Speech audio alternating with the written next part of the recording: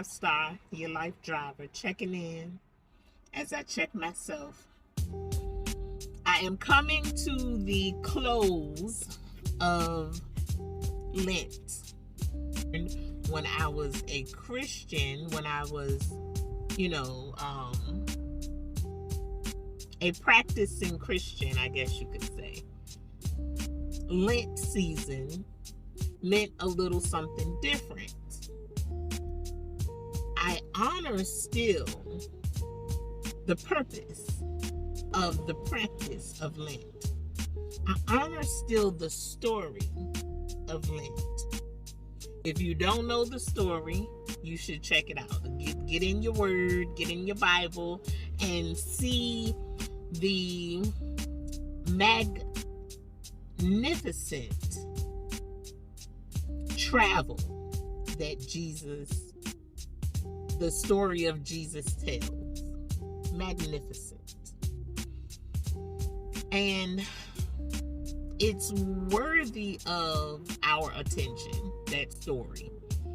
40 days and 40 nights of resisting temptation is the basis of the story.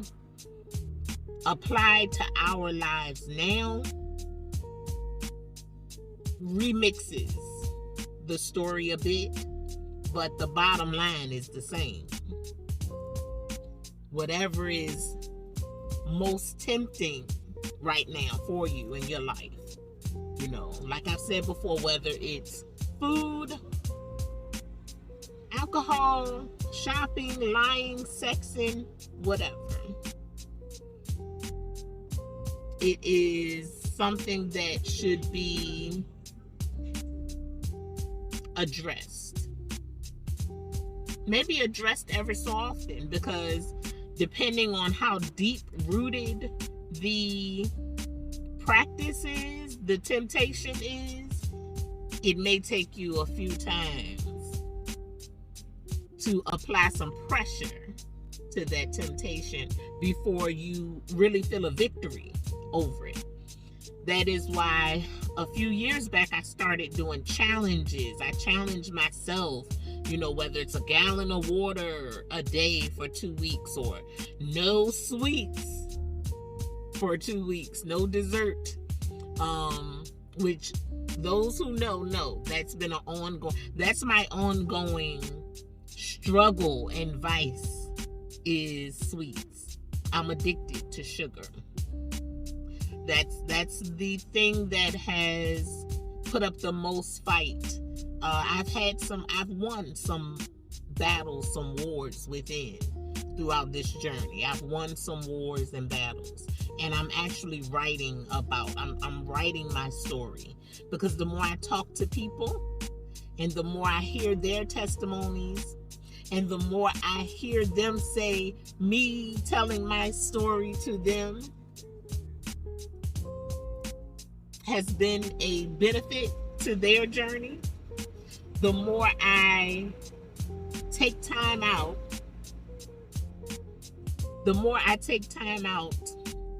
to use my gift of counsel, the more of an impact it has on my healing journey. I intentionally began my healing journey some years back, and it has progressed. My healing journey has progressed over those years, and it's had stages, and I soon realized, because I am a writer, I love to write, I've been writing since I was a little girl, I soon realized that I should be documenting my healing journey. That documentation turned into a whole healing modality.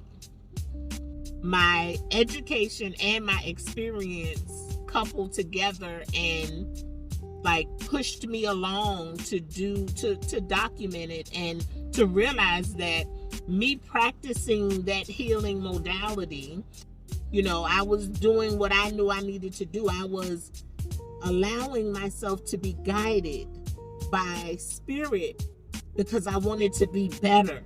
I wanted to feel better. I knew life, I shouldn't be just blowing in the wind. I was tired of just surviving. And I felt thrive deep down in my spirit. I knew I needed to step up to more. And that step up is a process. I was going to say was a process. Is a process.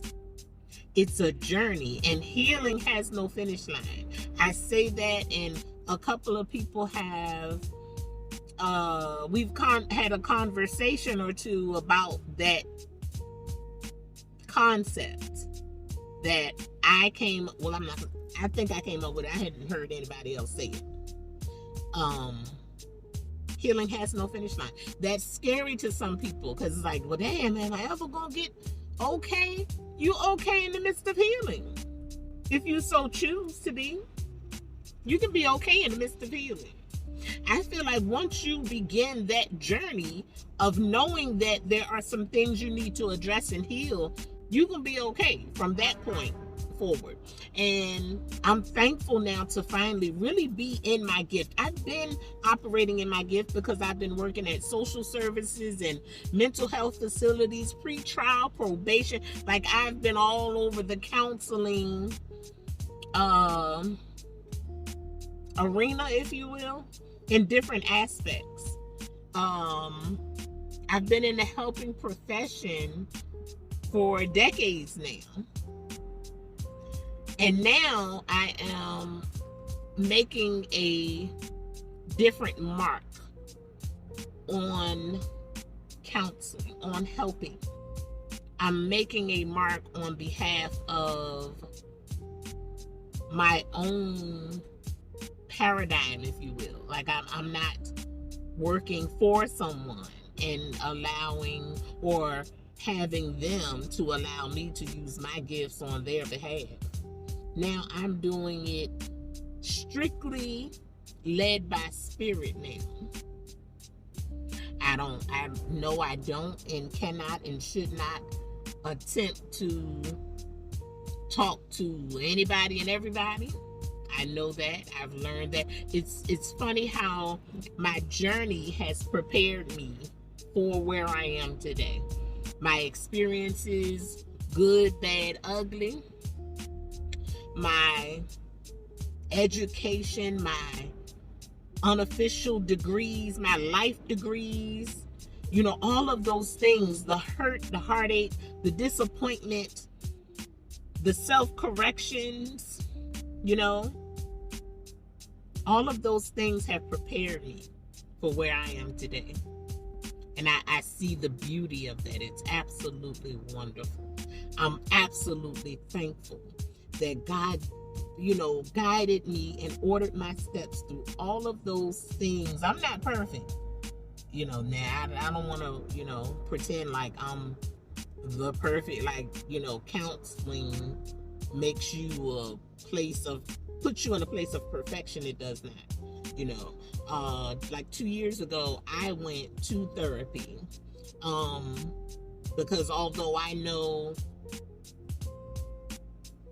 the basis of how to prepare and process to a point of healing, taking steps to healing and starting and, continuing and monitoring myself and others. Like, I know those things, but I also know when I need to call in some reinforcement for myself as well. Any therapist or counselor or life coach or life driver that tells you they don't need any assistance with their healing process, definitely side-eye that person. But anyway, I digress. I went way off and left. I'm checking in because this is the last day of my Lent experience. And the last 3 days have been very challenging. And that's kind of to be expected, I guess. Darkest before the dawn type situation, I guess. And what I chose to fast from during this Lent season was like um, no other time before. And I never thought I would feel the need to have this particular kind of fast. I did not do food this time because I already like traveled that journey enough to where now my whole eating habits and things are totally different than they were when I was in church and fasting and stuff. Now fasting from food is not the same challenge as it was because I've been facing that temptation for a little minute now. So I've kind of like reprogrammed myself. You know, after reading How to Eat to Live by the Honorable Elijah Muhammad, that like sealed the deal for all the other work I had started doing with altering my food habits. So now it's a habit for me. It's a lifestyle that I only eat once a day anyway. You know, I eat once a day. And once I cut off my food for the day, because I eat my fruit, I drink my smoothies, I drink my water, sometimes I drink my coffee, don't judge me. You know, I have my ginger tea and, you know, like I said, fruit and stuff, maybe a piece of cake. Anyway, but as far as a meal, one meal per day, one meal a day, and once I cut that off at 7 or 8, then I don't eat again. I don't break my fast for 16 hours, you know. So I was like, that I'm not gonna do that this time. Let me look through my life. Let me look through my practices and see what is something I need to address and wage war against my flesh. What area is that? Because that's what it is. It is a war against flesh. It's spirit versus flesh. Higher versus lower. Battlefield of the mind. When you go into fasting and praying, they go together. Make sure those two things go together. You're going to realize just how much praying you got to do when you start fasting, when you stand up against that flesh. You're gonna definitely need your spiritual reinforcement. But I do suggest that don't wait for Lent season. I just knew I wanted to get in on it because I did it for a few years as a Christian, and after that, automatically around that time of year, my body like the signals start, you know, giving me message like, okay, it's time to fast. You know, it's that magical time, because it does correlate with other things going on in the cosmos, you know. But I do suggest that we start more of a lifestyle of challenging ourselves in all different areas. If you have a hard time getting up in the morning, challenge yourself to get up at 5 for 7 days or whatever your thing is. You know, 7 days, 21 days makes a habit. So any good habit that you are trying to implement in your life, start challenging yourself on those things. Or I'm not gonna shop for 21 days, you know, like just like because shopping. You know, I'm not gonna smoke no weed for 21 days if that's your thing. I'm not gonna drink no alcohol. If you've been drinking a lot lately, almost every day, then that's something you might want to address, right? I am going to share my journey more in a private form because it is private. However, Spirit called me out of my comfort zone, and this is something that I've been instructed to share because somebody else might need to hear it. So I'll give details on that another time. I will probably write about it before I address people, whosoever will. I'll probably do that on my Patreon. Anywho, I just wanted to check in because I had to take some time to, you know, I don't know, step back a little bit. And so now I'm celebrating myself because I made it. I made it through Lent, I made it through fighting that temptation. I lost a round or two, I'm not gonna front, you know. However, I call it a success because throughout that 40 days, losing 2 rounds throughout 40 days ain't so bad. So I give myself credit for that. Give yourself credit for all your victories. Every single victory, give yourself credit. Celebrate you for it. If don't nobody else celebrate you, because sometimes people may not know what you're going through, and you may not want to tell them. Unfortunately, you can't trust a lot of people to keep your stuff to their self. You know, that I don't like that. But anyway, that's what I'm here for too. If you do need to share, if you need to share and you want it to be confidential, book a talk with me. Book a talk with True. Book a talk with me.